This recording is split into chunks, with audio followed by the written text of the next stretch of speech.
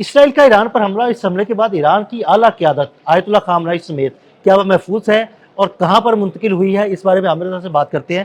عامر بھائی، حملہ اس نے کر دیا، اب ایران کی جو اعلیٰ قیادت ہے آیت اللہ خامنہ ای سمیت، مسعود پزشکیان سمیت، وہ محفوظ ہے یا نہیں، اور اگر محفوظ ہے تو کہاں پر ہے؟ دیکھیں یہ ساری جو ہے خبر اس لیے آئی کہ جہاں حملہ ہوا ہے وہ حسن سکوئر اور جمہوری سکوئر ہے، یعنی دو وہ علاقے جو انتہائی اہم ہے۔ ایک میں انٹیلیجنس دفتر ہے اور دوسرے میں علی خامنہ ای صاحب کا آفس موجود ہے، اور انہی پر حملہ کیا گیا ہے۔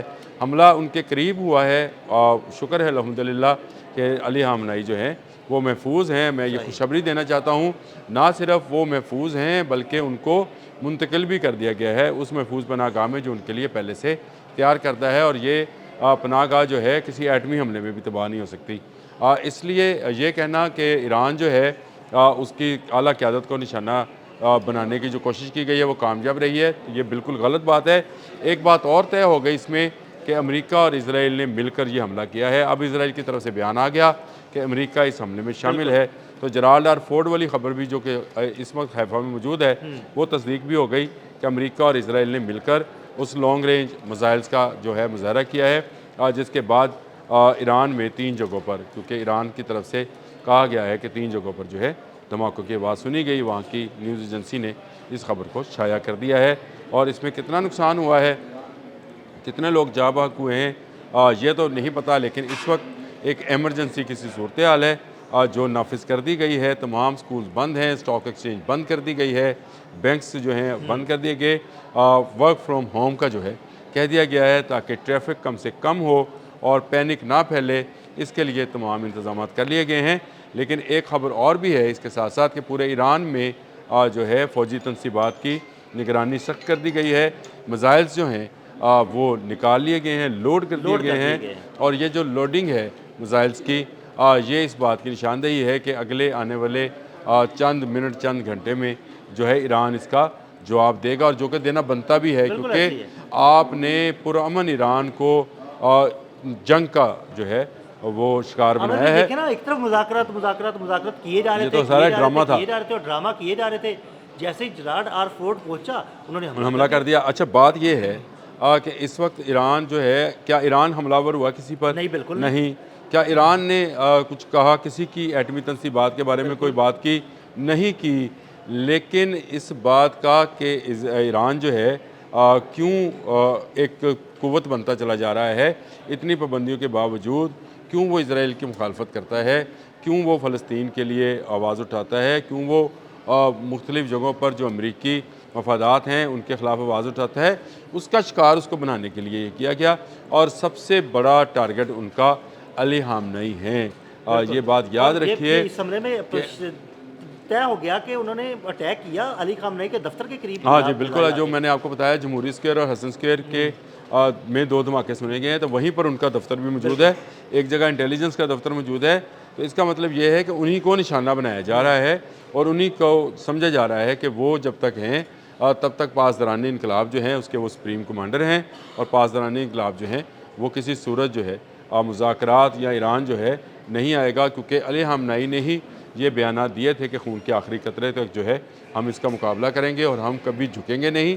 امریکہ کے یہ مطالبات کہ آپ اپنا ایٹمی پروگرام رول بیک کریں اور آپ 1% بھی یونانی میں افسردہ نہیں کر سکتے، لیکن اب آ گئی وہ خبر باہر جو کہ میں بہت عرصے سے کہہ رہا تھا، کہ وہ کہہ رہا کہ آپ اپنے تمام جو نیوکلیئر سائٹس ہیں ان کو بند کر دیں۔ وہ یہ نہیں کہہ رہا تھا کہ آپ ان کی نگرانی کروا لیں یا آپ ان کو چیک کروا لیں یا آپ اتنے % پہ کر لیں، اس سے زیادہ پہ کریں گے تو ایٹمی وار ہیڈ بنانے کے قابل ہو جائیں گے۔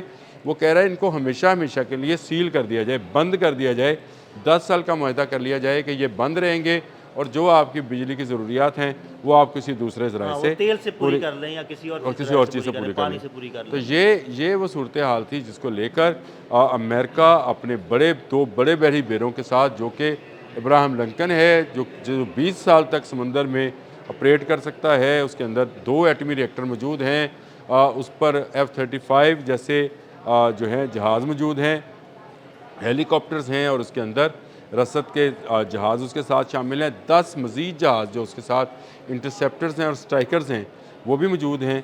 इसके बाद उसने जिब्राल्टर फोर्ट जो कि 50 साल तक समुंदर के पानी पे रह सकता है, उसको पहुंचाया और उसके पहुंचते ही ये हमला कर दिया गया है। अच्छा आमिर भाई, बड़ी एक ख़तरनाक चीज़ मैं सूरत है। एक बात मैं बड़ी इस पे मतलब आपकी तारीफ़ करूँगा कि आपने कुछ दिन पहले जेराल्ड आर फोर्ड की बात की कि वो आएगा तो तब हमला होगा, एक बात सच साबित हुई।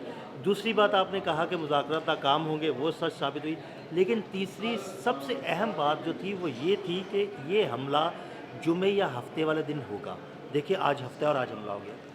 आपको देखें, बात समझे, मैं तो ये सारी चीज़ों को जो है पहले से ही देख रहा इसलिए होता हूँ कि मैं कोई नजूमी थोड़ी हूँ। नहीं मतलब मैंने देखिए, जितने आपने भी लोग आपके साथ किए हैं उस पे हमारी यही डिस्कशन रही है और आपने हमेशा यही बातें की हैं। बैनुल अक़वामी तौर पे देखना चाहिए कि ममालिक क्या चाहते हैं। जिस तरह से मैं कहता हूँ कि वर्ल्ड पावर का या सुपर पावर का जो है वो वापस आना मुश्किल हो जाता है, इसी तरह उनके लिए जो सबसे बड़ा टारगेट इस वक्त है वो अली ख़ामनेई है, ये याद रखिएगा।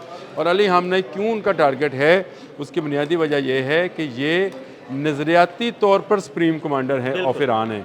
ये अस्करी तौर पर सुप्रीम कमांडर ऑफ ईरान हो या नज़रियाती तौर पर सुप्रीम कमांडर ऑफ ईरान हो तो दो अलग अलग शख्सियात बन जाती हैं कि एक मुल्क चला रहा है, एक सदर मसूद पज़ेश्कियान है, एक मजहबी फ़िक़े को देख रहा है, एक जो है अस्करी फ़िक़े को देख रहा है। लेकिन ये 3 in 1 है। अली ख़ामनेई इस वक्त पूरी तरह से ईरानी अवाम के मकबूल तरीन लीडर हैं। एक बात अभी भी और नोट कर लीजिएगा, आज के बाद ईरान में कोई हंगामा नहीं होगा। ईरान के लोग जो हैं वो इजराइल के ख़िलाफ़ और अमेरिका के ख़िलाफ़ इकट्ठे हो जाएंगे, जो इख्तलाफात हैं उनको भुला देंगे, क्योंकि इस वक्त मसला ईरान की सालमियत का है। ईरान पर ये हमला, मैं इसको एटमी हमला समझता हूँ। देखिए, अगर इसराइल जो है या अमेरिका एटमी कुव्वत हैं तो अगर ये मिसाइल गिरा सकते हैं तो एटमी मिसाइल भी गिरा सकते हैं। लेकिन हमें इंतज़ार करना है ईरान के जवाब का। ईरान कमज़ोर मुल्क नहीं है, ईरान ICBM तक बना चुका है। ईरान के पास ऐसे मिसाइल, ऐसे हथियार, ऐसे ड्रोन्स। मैं अगर आपको सिर्फ ये बता दूँ, ईरान के पास इस वक्त ऐसे ड्रोन्स जो इसराइल पर हमलावर हो सकते हैं, उनकी तादाद आपको सिर्फ बताऊँ तो आप शायद हैरान हो। हमारे नाज़रीन को बताइए। 80,000 ड्रोन्स हैं उसके पास। बहुत बड़ी तादाद ये बड़ी 80,000 मैंने इस बारे में वो फिर इसका मतलब है खबरें सच साबित हुई कि इनके ज़ेरे ज़मीन ड्रोन शहर है। हाँ, मैंने आपको बताया इनके पास मिसाइल शहर हैं, इनके पास ड्रोन शहर हैं। और कल मैंने अपने एक व्लॉग के अंदर आपको ये हिंट दिया था कि इस खत्ते में सबसे ज़्यादा ड्रोन्स ईरान के पास हैं। तादाद मैंने नहीं बताई थी। अमर भाई, आपने एक बात और भी बड़ी अहम की थी जो सच साबित हुई, और वो आपने कहा था कि हमला अमेरिका नहीं इसराइल करेगा, और वही हुआ। देखिए, इसराइल ने हमला किया, अमेरिका उसके पीछे सपोर्ट में मौजूद है। और आप पता है अगर इसराइल को कोई मसला होगा तो तब अमेरिका जो है ना आप उसका जिब्राल्टर फोर्ट जो है वो खड़ा है, तो उसके साथ इंटरसेप्टर्स भी हैं जो कि आने वाले मिसाइल्स को रोकेंगे। लेकिन आगे ईरान क्या स्वाम अटैक करेगा या स्वाम अटैक है क्या, ईरान की क्या होगी, ये स्वाम अटैक क्या है, इस पर भी हमें बात करनी चाहिए। और ये कब तक मुतवक्का है, इस पर अगले आने वाले व्लॉग में बात। आमिर भाई बहुत शुक्रिया आपका, बड़ी तफसील के साथ आपने सारी मामला जो है ना उस पर रोशनी डाली। आमिर भाई ने ये भी बताया कि हमला कब और कैसे हुआ, हमला ख़ामनेई पर क्यों किया गया, और आयतुल्लाह ख़ामनेई महफूज मुकाम पर मुंतकिल हो चुके हैं, और आगे ईरान की स्ट्रेटजी क्या होगी। अदील अहमद और आमिर रज़ा को इजाज़त दीजिएगा। अल्लाह हाफ़िज़।